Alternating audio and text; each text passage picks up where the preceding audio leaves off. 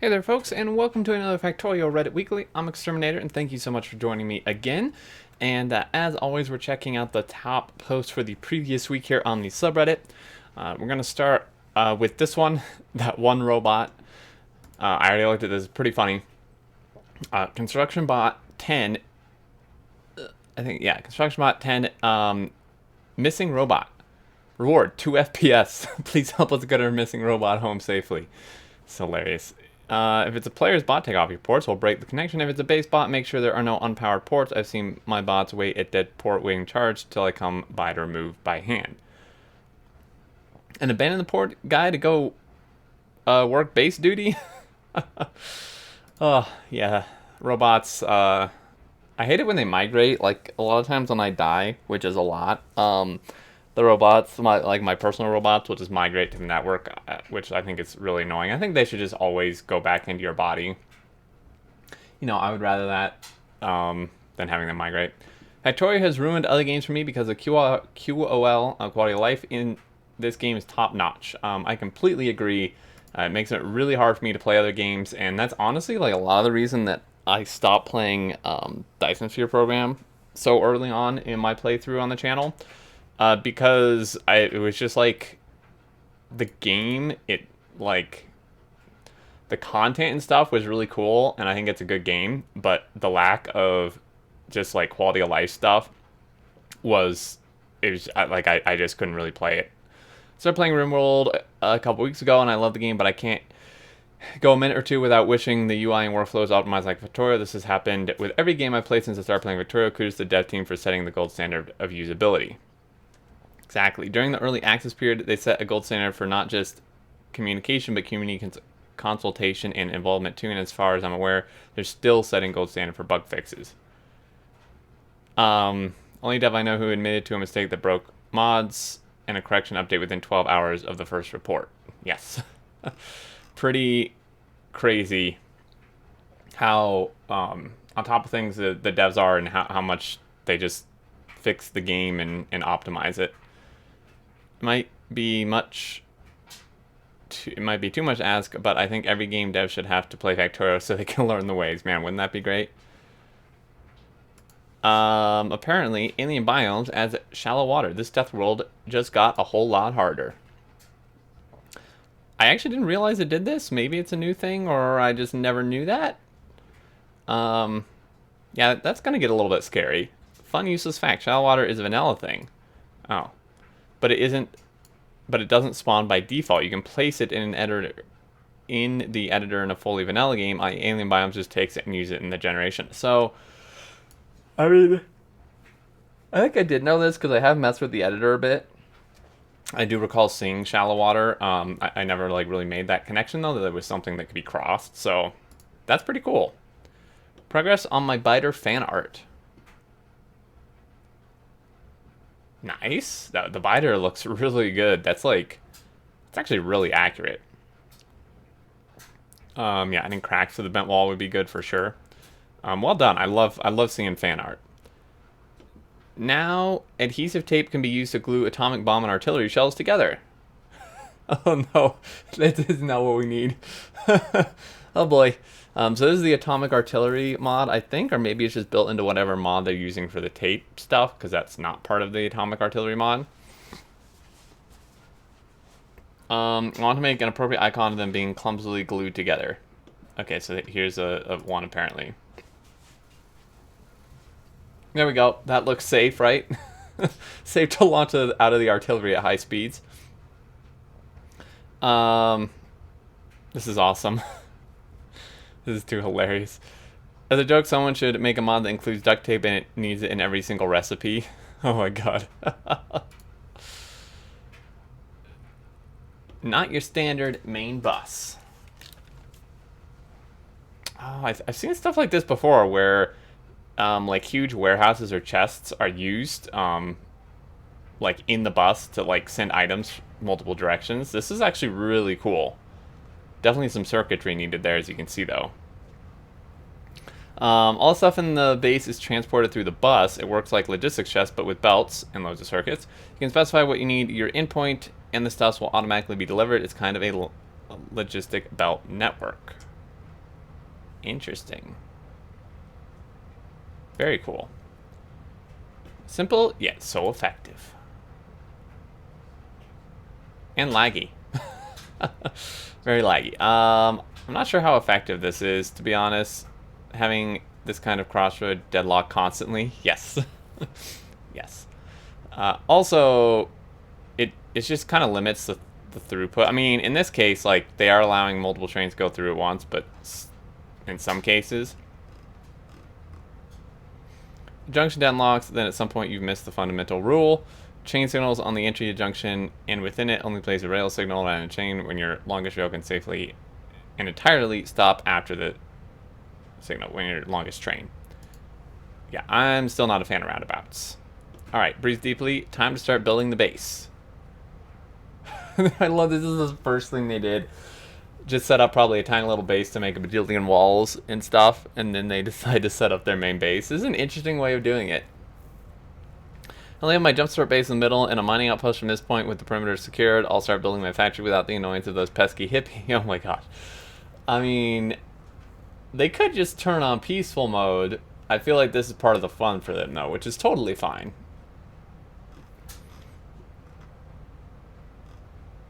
I'll bring a few more redundant... I bring a few more redundant power lines out. If you get a power cut somewhere, that'll avoid at least a total outage. Yeah, this looks a little bit dangerous here with just these few connections right there going around the whole thing. Why is the iron blue? Yeah, the colors are kind of reversed because then the copper is copper colored, but when copper ore, I don't think copper ore is actually copper colored.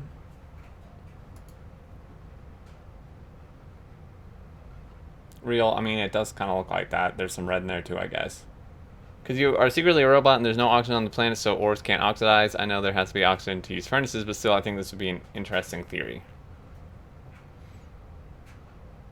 Furnaces are closed, pressurized systems there, fixed it. I mean, you wouldn't even need to be a robot. I mean, once you have like a suit of some sort. Robot with fish brains, oh boy. While true, I don't get worked up over game details versus realism. Besides, the engineer can carry multiple stacks of locomotives in the backpack. Exactly. Am I going crazy? I have 1,500 hours in Factorio, and now all of a sudden the classic 4x4 balancer doesn't work. Well, you're definitely missing a splitter, at the very least. There needs to be a splitter between those before those undergrounds.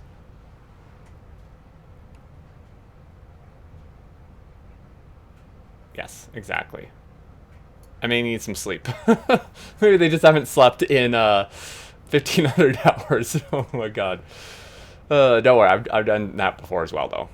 After probably well over 1K hours, I finally started my first rocket, and because I could, I started 2.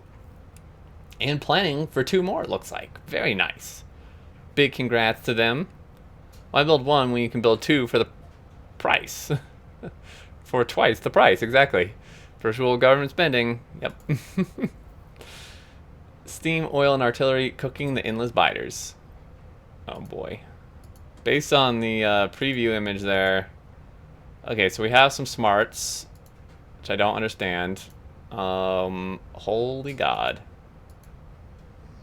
Alright. They're unleashing the madness. Holy crap, dude.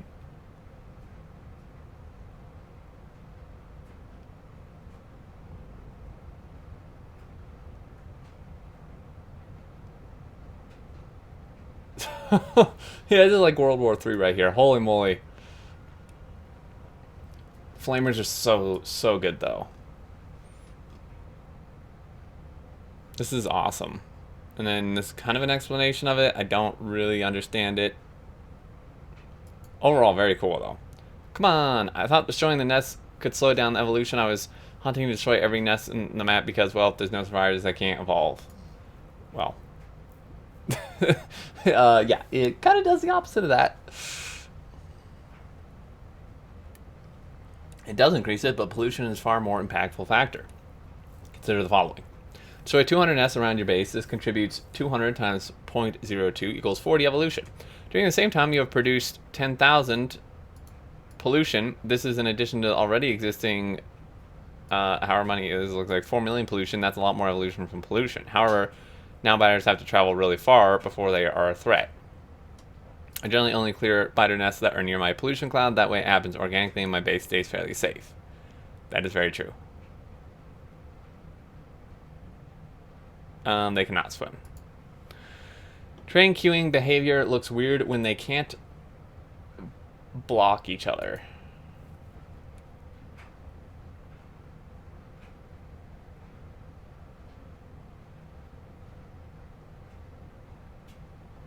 Okay, this is intro. Wow, okay. Very interesting. It's actually a really kind of smart way of doing it. Wiggle, wiggle, wiggle. Interesting. Sadly, one can't do the same for longer trains. By the way, how much times per minute do you make our 4-lane rails helpful? Micro trains good enough for mega base? Micro trains are good enough for mega base. I've done multiple base tours of pretty big mega bases that actually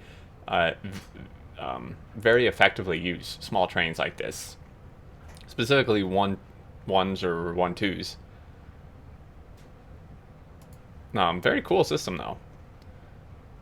Hey guys, what do you think of my beaconed production? I hate this so much. You know how I feel about pistols. Anyone who watches my stream knows how I feel about pistols. 800 pistols per minute. With this amount of copper required, you could have also 450 small electric pulse per minute. God, get me out of this post. New from Phoenix Laboratories. 10 tile wide, slim format train loader unloader capable of transferring 8 full blue belts. Also features fully managed train limit support and indicator lights. And this thing is decked out. Very cool. Loader, unloader. I love that they're including the blueprints. So the top row of lights represents how many items the stop has, how many trains it's requesting. Bottom row represents how many trains are currently en route.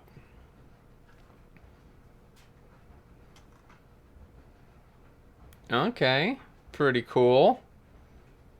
I want to go to try a question. Why does the loader set have splitters that lead nowhere? Splitters on the left? Over here, maybe? This is really cool. Perfection.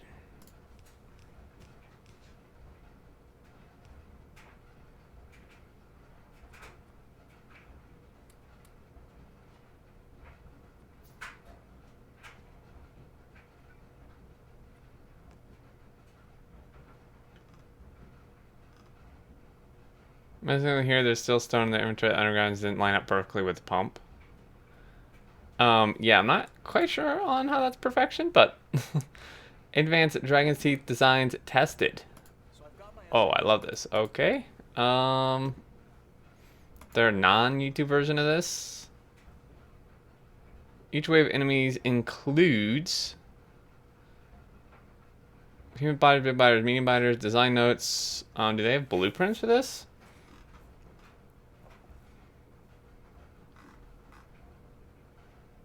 Well, definitely worth. You guys should check this out if you haven't. Worth looking at that. Feed labs with 4 belts, all on the same side.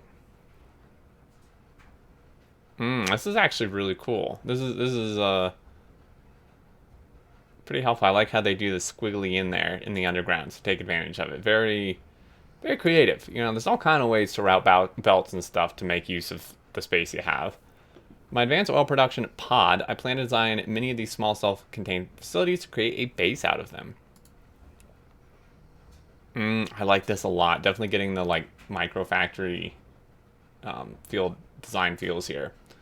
Making a whole base out of these little pods would be really interesting.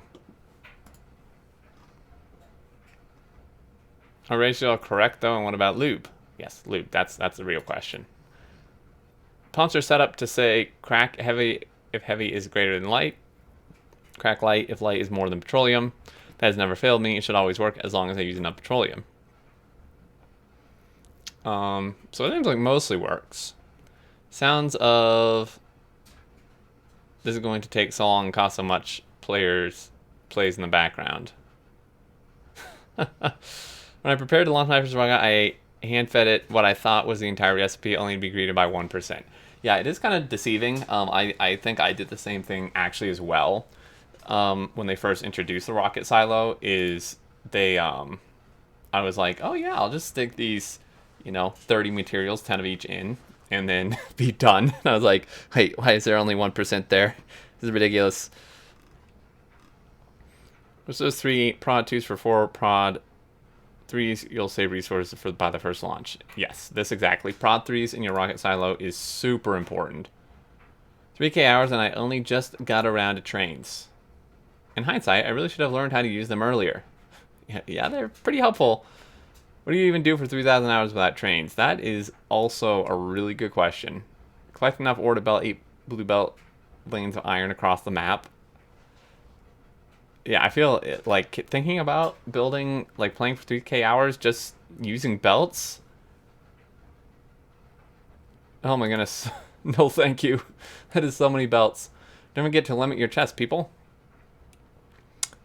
I think the answer here is just build a base big enough to actually use all these. Here's something useful. I can remember doing it with something I needed only a few of. Yeah. Did this with combinators. Yeah, I would definitely catch that box on fire. Can my son step into this community? From step 0, how does a noob connect with a supportive group of players? I think this would be a good game for my 12-year-old son. He loves Minecraft and has recently discovered Roblox. Get out of Roblox. People are not always nice there. I'm happy to set up my own server if that's what it takes. I've seen a long time internet user since 1983. I started doing the tutorial with him, and once he saw the similarities with Minecraft, e.g. inventory, he started to pull the keyboard away and take over. Oh no. Well, you won't see him for a while. But yeah. Definitely would fit in nicely here. It's 9 a.m. And it's backing up. Kind of. 2 times the factory will go slower than if you would sleep and make the factory bigger afterwards. That is very true.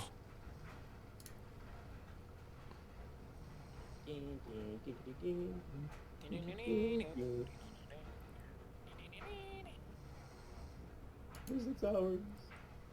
This factory must expand. Look how big we got. Ready to like. And they're just riding the belts the whole way. Oh my god. Ridiculous. Journey of an iron plate train. Ooh, I love following trains around the map. 30 seconds? Yeah, we can watch the whole thing, see where this train's headed to.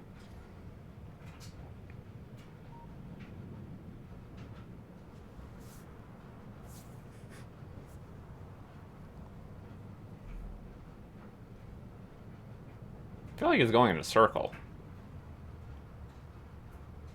Some crazy intersections going on here too. Very cool. I love it. This is a huge base. I like all the space you left around things. I have trouble doing that. Yes, this is probably one of the most important things to learn for Factorio is just leave a ton of space. Not a fan of 4-way rail intersections, but everything seems to flow nicely. Well done. That's basically my thoughts there. Couldn't think of a better way to produce radars for artillery shells. I mean, that's pretty heckin' fast, man. I was going to say it gets speed modulos, but I think they're capped on their inserter speed at that point. Shells my basics have produced only 4.2 a minute. Their basic setup. Oh, that's their basic setup. I love the chest to the right there full with stuff. But, yeah, it's a lot of shells. Main outpost. I live in Switzerland. Oh my goodness. You're not taking a neutral position. Swiss are very serious about defense. Oh man. Or rather, militant about their neutrality. Alright, I think that's going to do it, everyone. Thank you so much for watching. I do hope you enjoyed some great stuff, as always. This is a ton of fun to look at every week. I think that's going to do it. And if you did enjoy, a like is very much appreciated. If you're new to the channel, welcome, and feel free to subscribe to keep up with all future content. And until next time, I look forward to seeing you all. And do take care.